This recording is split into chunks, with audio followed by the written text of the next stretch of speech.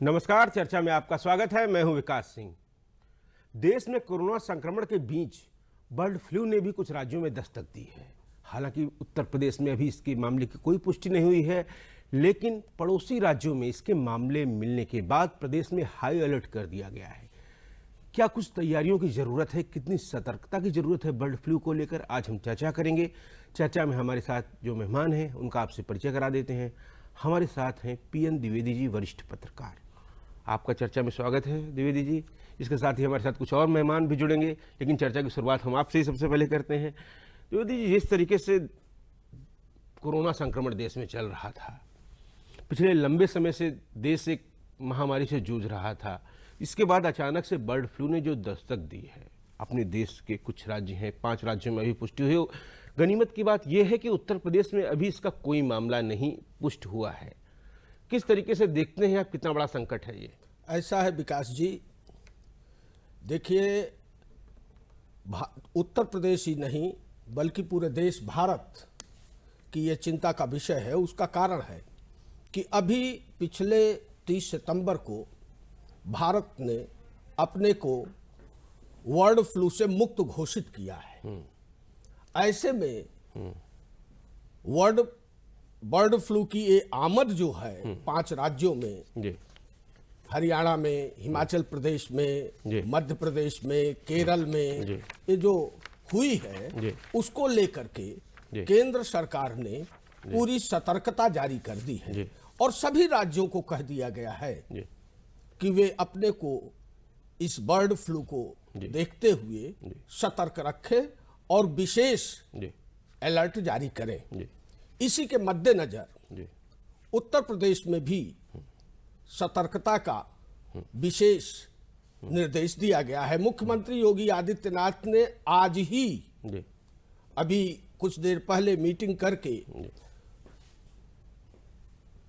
प्रयागराज में 14 जनवरी से जो माघ मेला लगने जा रहा है, वहां एक अच्छी गैदरिंग होती है, वहां पर विशेष सतर्कता के अभियान शुरू करने के लिए उन्होंने कहा है। दूसरा निर्देश उन्होंने और दिया है, बरेली में जो पशु चिकित्सा शोध संस्थान है, वहां अनुसंधान केंद्र है, वहां पर उन्होंने कहा है कि उसको कोविड-19 से अलग करके इस समय इस बर्ड फ्लू के शोध में और इसके लिए कार्य करने के लिए किया जाए। और वहां जो कोविड-19 का हॉस्पिटल खुला हुआ था, उसके प्रति जो लोग काम कर रहे थे, उससे उनको अलग करने के लिए कहा है। तो कुल मिलाकर के उत्तर प्रदेश में ही नहीं बल्कि देश के लगभग हर राज्यों में इस समय सतर्कता चल रही है बर्ड फ्लू। बिल्कुल बिल्कुल द्विवेदी जी, जिस तरीके से ये केरल हो, हरियाणा हो, मध्य प्रदेश हो, राजस्थान हो, जब इन राज्यों में जब इन मामलों की दस्तक होती है और इतनी भारी संख्या में जब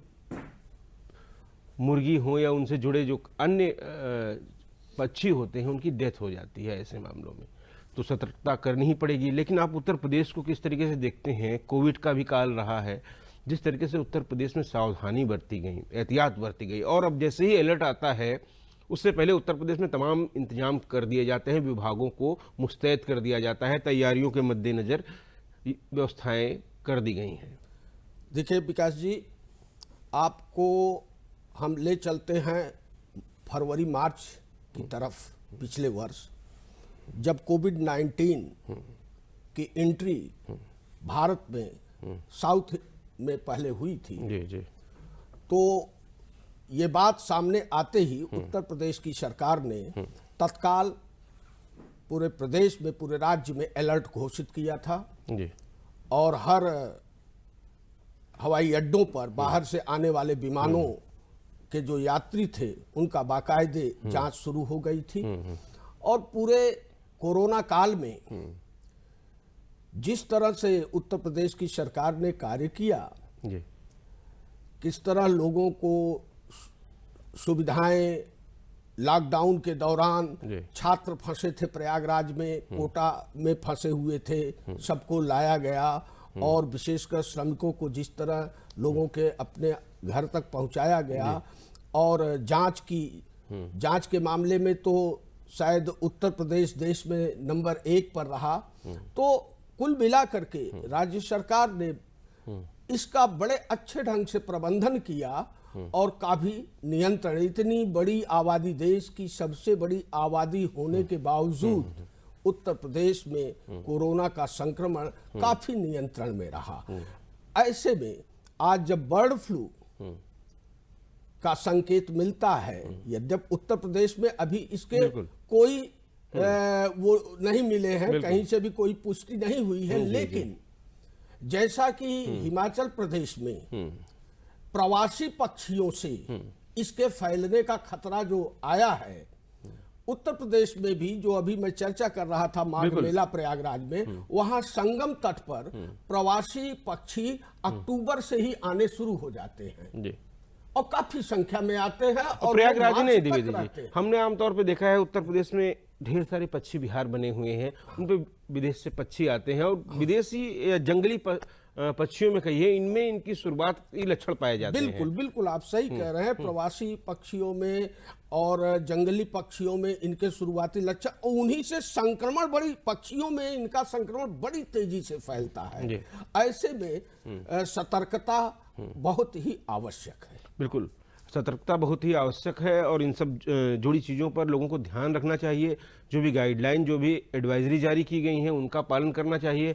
आमतौर पर जब हमने पहले देखा था इसमें कि जिस तरीके से जब पहली बार बर्ड फ्लू फैला था देश में, तो मुर्गे मंडी हो, इन पे काफ़ी ज़्यादा निगरानी रखी जाती है। गवर्नमेंट ने लगातार इस बात को भी निर्देश दिए हैं कि जो पड़ोसी राज्य हैं वहाँ से जो भी पोल्ट्री फार्म वाले ला रहे हैं, अपनी सामान ला रहे हैं, मुर्गे ला रहे हैं, मुर्गियां ला रहे हैं, जो भी सामान आ रहा है, उनको बाकायदा एहतियात के साथ चेकिंग की जाए। इन सब चीज़ों की भी कितनी ज़रूरत है?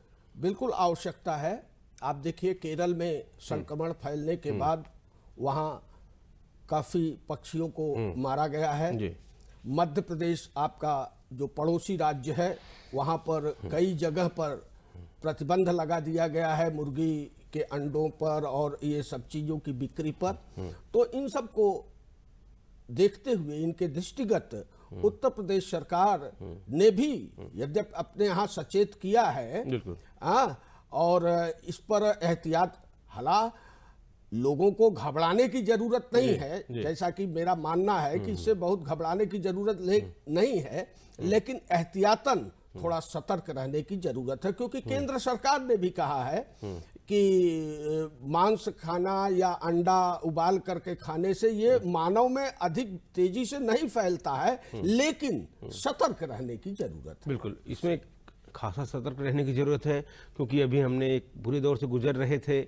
वैक्सीन आ गई है, वैक्सीन जल्द ही लोगों को टीकाकरण होगा कोविड वैक्सीन का, तो ये एक राहत की बात थी, लेकिन एक चिंता की दस्तक दी है बर्ड फ्लू ने। हम अपनी चर्चा को जारी रखेंगे, लेकिन एक छोटे से ब्रेक के बाद जल्द ही लौटते हैं।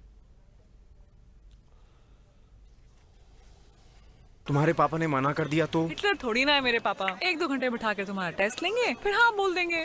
टेस्ट? कैसा टेस्ट? हाँ तो यंग मैन, क्या नाम बताया? रवि कुमार। जो भी है, कहाँ तक पढ़े हो?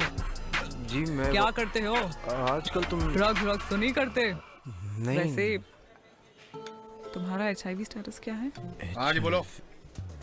HIV के लक्षण दिखने में कई साल लग सकते हैं। अगर आपने कभी भी असुरक्षित यौन संबंध रखा हो या संक्रमित सुई का इस्तेमाल किया हो, तो नजदीकी ICTC क्लिनिक में HIV की जांच जरूर करवाएं। सरकारी अस्पताल में HIV की जांच और इलाज गुप्त और मुफ्त।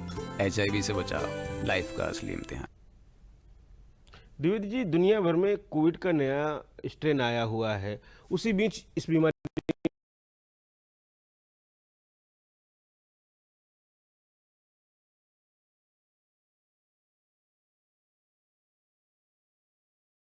बदलता रहता है। जैसे पिछली बार आया था, एक वैक्सीन तैयार की जाती है, उसके बाद नए साल जब सालों बाद आता है तो उसका स्वरूप बदला रहता है, तो फिर से वैज्ञानिकों को उतनी ही मेहनत करनी पड़ती है।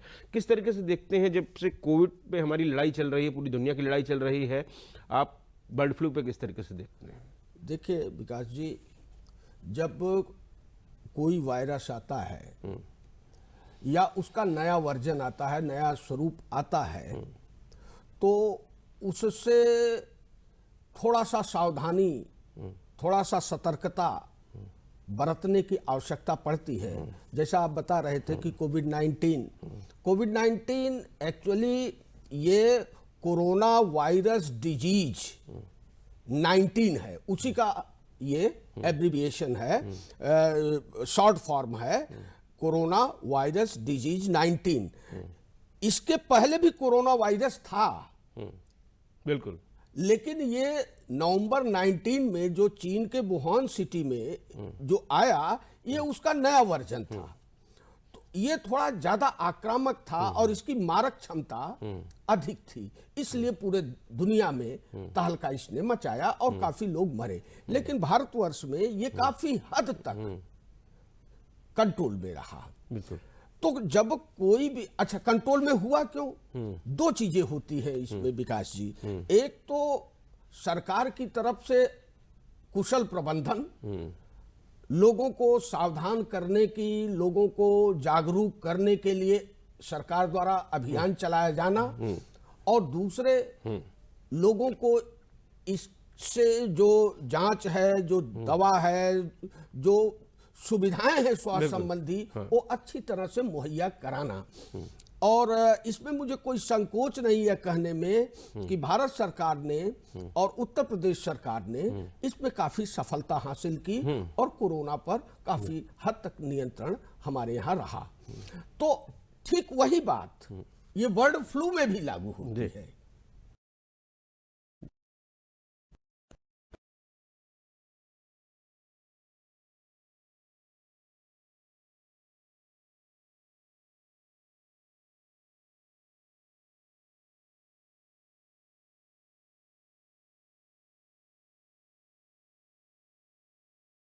कोई भी इस तरह की जिस तरीके से झांसी में कल कुछ कौवों की मौत हो गई थी, उनके जांच के लिए भेजा गया है, अनुसंधान केंद्र भेजा गया है। ऐसे में एहतियात की बहुत जरूरत है, और अचानक से अगर ये बीमारी पैर पसारेगी तो एक संक्रमण का दौर ना आ जाए एक बार फिर से, इसलिए बेहद ही सावधानी रखने की जरूरत है। जी जी, बहुत ही आवश्यक है।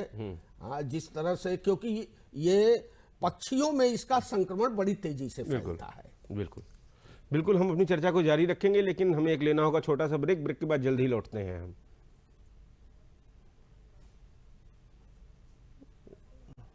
तुम्हारे पापा ने मना कर दिया तो? हिटलर थोड़ी ना है मेरे पापा। 1-2 घंटे बिठा के तुम्हारा टेस्ट लेंगे, फिर हाँ बोल देंगे। टेस्ट? कैसा टेस्ट? हाँ तो यंग मैन, क्या नाम बताया? रवि कुमार। जो भी है, कहाँ तक पढ़े हो? जी मैं क्या करते हो? आजकल तुम ड्रग्स तो नहीं करते? नहीं। वैसे तुम्हारा HIV स्टेटस क्या है? हाँ जी बोलो। HIV के लक्षण दिखने में कई साल लग सकते हैं। अगर आपने कभी भी असुरक्षित यौन संबंध रखा हो या संक्रमित सुई का इस्तेमाल किया हो, तो नजदीकी ICTC क्लिनिक में HIV की जांच जरूर करवाएं। सरकारी अस्पताल में HIV की जांच और इलाज गुप्त और मुफ्त। HIV से बचाओ, लाइफ का असली इम्तिहान। द्विवेदी जी, इस बीमारी में भी, बर्ड फ्लू में, आमतौर पर लक्षण वही होते हैं जैसे कोविड में पाए जाते हैं। तो ऐसे में एक विशेष एहतियात की जरूरत है। हमारे जो भी देशवासी हैं उनको इस बात का ध्यान रखना होगा कि कोविड की वैक्सीन तो जल्द ही मिल जाएगी, लेकिन अभी इससे भी वैसी ही सतर्कता बरतनी होगी आपको। उचित दूरी बनाकर रहें अगर नमस्ते करते हैं, और तमाम ढेर सारी ऐसी चीज़ें होती हैं। तो ऐसे में सावधानी अभी छोड़नी नहीं है सभी लोगों को। देखिए विकास जी, कोविड-19 ने हमारे समाज को, वो जहाँ एक संकट था, वहीं उसने एक बहुत बड़ी सीख भी दिया है।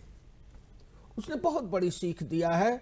जहां हम आधुनिकता की दौड़ में अपनी संस्कृति से काफी दूर होते जा रहे थे, कोविड-19 ने हमें काफी कुछ सुझाया है कि हम सफाई रखें, सामाजिक दूरी बनाए रखें, लोगों से हाथ मिलाने की जगह हाथ जोड़ें। यानी वायरस का संक्रमण, कोविड-19 भी वायरस है और बर्ड फ्लू भी एक वायरस ही है।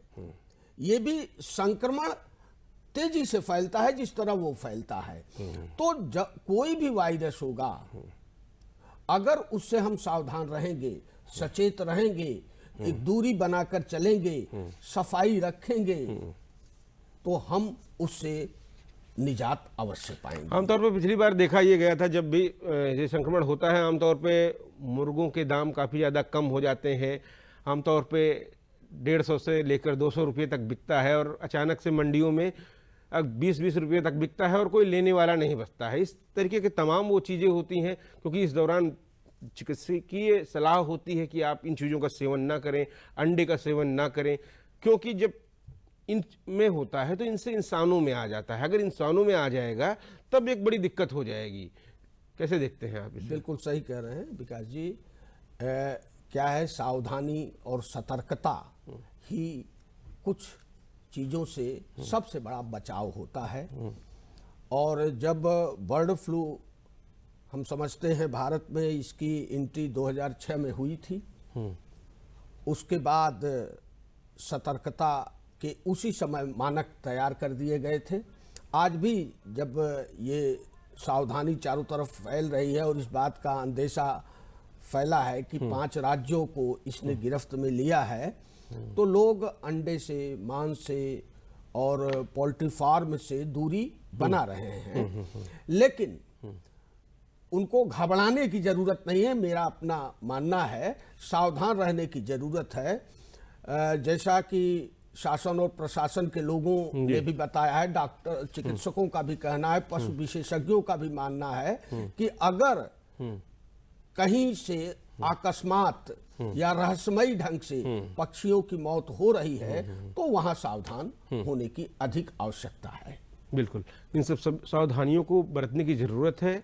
अभी हम चर्चा को और भी आगे जारी रखेंगे, लेकिन हमें लेना होगा एक छोटा सा ब्रेक। ब्रेक के बाद जल्दी लौटते हैं।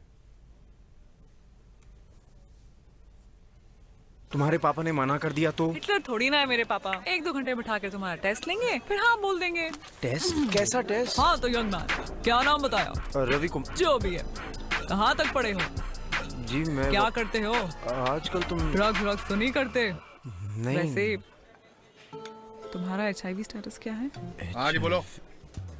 HIV के लक्षण दिखने में कई साल लग सकते हैं। अगर आपने कभी भी असुरक्षित यौन संबंध रखा हो या संक्रमित सुई का इस्तेमाल किया हो तो नजदीकी ICTC क्लिनिक में HIV की जांच जरूर करवाएं। सरकारी अस्पताल में HIV की जांच और इलाज गुप्त और मुफ्त। HIV से बचाओ, लाइफ का असली इम्तिहान। बिल्कुल डबल अटैक हुआ है हमारे देश पे। जिस तरीके से अभी तक हम लोग दिक्कत में थे कोरोना संक्रमण को लेकर, एक लंबा लॉकडाउन झेला, और इस तरीके से अगर देखते हैं तो इन सब चीज़ों से भी व्यावसायिक रूप से भी असर पड़ सकता है। तो तमाम लोगों की जीविका उन सब चीज़ों से चलती है। तो वहाँ पर डॉक्टरों के द्वारा ये भी एडवाइस की गई है कि किस तरीके से उनको भोजन कराया जाए, जो दाना दिया जाता है वहाँ पर स्वच्छता के साथ जाया जाए। तमाम ऐसे एहतियात की गाइडलाइन जारी की गई है। आप किस तरीके से देखते हैं गाइडलाइन पालन करना कितना जरूरी? क्योंकि आमतौर पर देखा गया है शहरों से लेकर गाँव तक मुर्गी पालन एक व्यवसाय के रूप में है, और ऐसे में तमाम लोगों की इससे जीविकाएं जुड़ी रहती हैं। तो देखते हैं कि जब अगर वहाँ पे हम सावधानी बरतते हैं तो तमाम लोगों की जिंदगियों का भी सवाल है। तो इन सब चीज़ों को कितना पालन करने की ज़रूरत है? देखिए विकास जी, जब भी कोई आपदा आती है तो आर्थिक पक्ष प्रभावित होना स्वाभाविक होता है। और इस समय ये जो बर्ड फ्लू की संक्रमण का अंदेशा हुआ है, उससे भी ये आर्थिक पक्ष प्रभावी होगा, ऐसा इससे इनकार नहीं किया जा सकता है। जब पोल्ट्री फार्म से लोग दूरी बनाएंगे और अंडा, मुर्गी, इनका सेवन लोग कम करेंगे तो इससे, इस व्यवसाय से तमाम लोग जुड़े हुए हैं, वो प्रभावित होंगे। लेकिन केंद्र सरकार ने और प्रदेश की सरकार ने जिस तरह से, कृषि विशेषज्ञों ने, चिकित्सकों ने जिस तरह से अपने सुझाव दिए हैं, उन सुझावों को मानते हुए उनकी गाइडलाइंस पर चल करके हम सतर्कता पूर्वक इस पर काफी नियंत्रण रख सकते। बिल्कुल सतर्कता बरतने की जरूरत है और अपने खान पान को बरतने की जरूरत है, संयम बरतने की जरूरत है। हमारे साथ चर्चा में देर से ही सही डॉक्टर वेद प्रकाश जी जुड़ गए हैं, KGMU से हैं। डॉक्टर साहब आपका स्वागत है हमारी चर्चा में। हम लोग आज बात कर रहे हैं बर्ड फ्लू पे कितना बड़ा खतरा है। कोरोना संक्रमण देश झेल रहा था और इसके इसी बीच बर्ड फ्लू का संकट आ गया है। हालांकि अपने प्रदेश में अभी नहीं आया है, पड़ोसी राज्यों में है। किस तरह से देखते हैं आप? विकास जी, जिस तरह से चर्चा हो रही है, आगे बढ़ रही है, मैं आपको बता दूं कि जो बर्ड फ्लू है ये सबसे पहले 2006 में हमारे यहाँ पे था। इसके बाद बीच बीच में इसके आउटब्रेक हुए हैं और ज़्यादातर जो इससे प्रभावित हुए हैं वो पक्षी हुए हैं। और अभी का जो आउटब्रेक है, जैसे चाहे राजस्थान में है, केरल में है, हिमाचल में है, अभी कुछ मध्य प्रदेश में है, कौओं का कुछ अभी अपने उत्तराखंड में भी कुछ मामले देखने को मिले हैं। तो एक जो स्ट्रेन आ रहा है अभी इसमें, वो भी म्यूटेटेड स्ट्रेन है। जो H5N1 जो पहले था, इस बार H8 और N5, अच्छा, ये स्ट्रेन इसमें आ रहा है। वायरस ने अपना स्वरूप बदला है जी। तो ये वायरस आप देखिए कि ये लगातार स्वरूप बदलने वाले वायरसेस हैं। ये जो RNA वायरस हैं, रेस्पिरेटरी सिस्टम को सबसे ज़्यादा इफेक्ट करते हैं, और ये वायरस अपना स्वरूप लगातार बदल रहे हैं। जब हम लोग किसी वैक्सीन के साथ आते हैं, ये अपना स्वरूप बदल लेते हैं। वैक्सीन के डेवलपमेंट में समय लगता है, तो जब तक हम वैक्सीन डेवलप करके लाते हैं एक स्ट्रेन की, फिर वो नया स्वरूप बदल के म्यूटेटेड स्ट्रेन के साथ में दूसरा आ जाता है। लेकिन जो सबसे बड़ा बचाव है इसमें, अगर पहला तो ये है कि इससे ह्यूमैनिटी को बहुत ज़्यादा कोई आउटब्रेक सामने नहीं आए हैं कि बहुत अफेक्ट हों। बर्ड्स का ज़्यादा अफेक्ट होने का है इससे। तो जो इससे अफेक्ट हो रहे हैं उसमें वही जो आपके फ्लू लाइक सिम्टम्स हैं, हल्का जुकाम है, खांसी है, GI सिम्टम्स हैं, मतलब वैसे इसके इस तरह लक्षण की हैं, बिल्कुल पहचानने के लिए अगर इस प्रकार के लक्षण सामने आते हैं। लेकिन बहुत, जैसे एक मॉर्टलिटी की अगर बात करें तो बहुत ज़्यादा घातक ये इस तरह से नहीं रहता है। लेकिन हाँ, जिस तरह के बर्ड्स इंसानों में जब फैलता है ये, पक्षियों से इंसानों में जब इसका आता है और फिर इंसान के बाद इंसानों में जाता है, इसको जरा इस चक्र को आप हमारे दर्शकों को समझाएं। देखिए, पक्षियों से तो आपस में फैलता है ही, लेकिन इसके जो श्राव हैं या मल है पक्षियों का, इसके माध्यम से ये इंसानों में पहुंचता है। और जब ये रेस्पिरेटरी सिस्टम पे या फीको ओरल रूट से जब ये अफेक्ट करता है, तो तब ये फ्लू लाइक सिम्टम्स इंसानों में देता है। और सिम्टम्स काफ़ी माइल्ड हैं। अगर हम कंपैरिजन करें अभी का जो आउटब्रेक चल रहा है, जो एक पेंडेमिक की जो सिचुएशन है कोरोना की, उस तरह की घातक स्थिति इसमें नहीं रही है। बिल्कुल। ऐसे में एहतियात बरतने की क्या जरूरत है? लोग कैसे अपना बचाव कर सकते हैं? हालांकि गाइडलाइन जारी की गई है कि पोल्ट्री फार्म में किस तरह के दाना दिया जाए, आमतौर पर निगरानी रखी जाए। आप क्या बताना चाहेंगे कि क्या कुछ सतर्कता बरतने की जरूरत है अभी? देखिए, सबसे ज़्यादा क्या है कि जो हमारे पोल्ट्री फार्म हैं या जहाँ पे भी पक्षियों की सुरक्षा की बात है, या माइग्रेटेड बर्ड्स जहाँ पे जा रही हैं उनकी रोकथाम की बात है, तो इसमें ज़्यादातर जो फैलाव हैं वो माइग्रेटेड बर्ड की वजह से होते हैं। तो उनको बॉर्डर्स पे रोकने की व्यवस्था, साथ ही साथ जहाँ पे ये फैल रहा है वहाँ पे उन पक्षियों को नष्ट करने की तैयारियां होनी चाहिए। दूसरा, इसी तरह से इसको कंटेन करने के लिए जो माइग्रेटरी बर्ड्स हैं इनको रोकना होगा, और तभी हम लोग इसको कह पाएंगे कि ये अन्य जगह ज़्यादा ना फैले, जिससे कि हमारे पक्षियों को ज़्यादा बड़ा नुकसान हो। डॉक्टर साहब, इसमें इलाज किस तरीके से होता है इसका? आप लोग क्या कुछ इलाज करते हैं? देखिए, फ्लू लाइक सिम्टम्स हैं, एलर्जिक रिएक्शंस हैं, जैसे वायरल, एक आम भाषा में एक आम तरीके के हर मौसम में जो बदलाव होते हैं, उसी प्रकार के सिम्टोमेटिक इलाज होता है। कुछ मामलों में लंग्स के इन्फेक्शन या निमोनिया तक भी हो सकते हैं, जो कि इसके लिए घातक हो सकते हैं। बचाव हमारे लिए वही हैं जो यूनिवर्सल हैं और सबने सीख लिए हैं कोरोना की वजह से। 2 गज की दूरी, मास्क है जरूरी, हैंड हाइजीन, रेस्पिरेटरी हाइजीन, ये तमाम तरह के जो उपाय हैं, ये हम लोगों के लिए बहुत कारगर साबित होंगे हर वायरस के लिए। बिल्कुल, इस दौरान जो हमने सीखा है उसको हमको आगे भी लेकर चलना होगा। सतर्कता भी जरूरी है। इस महत्वपूर्ण चर्चा में आप लोगों ने भाग लिया, इसके लिए आभार। अभी हमारे पास चर्चा में समय इतना ही था, तो इसी उम्मीद के साथ कि देशवासी जिस तरीके से कोरोना पे एहतियात बरते हैं, बर्ड फ्लू को लेकर भी एहतियात बरतते रहेंगे। जो भी प्रोटोकॉल नियम बताए गए हैं उनका पालन करते हुए। आज के कार्यक्रम में बस इतना ही। नमस्कार।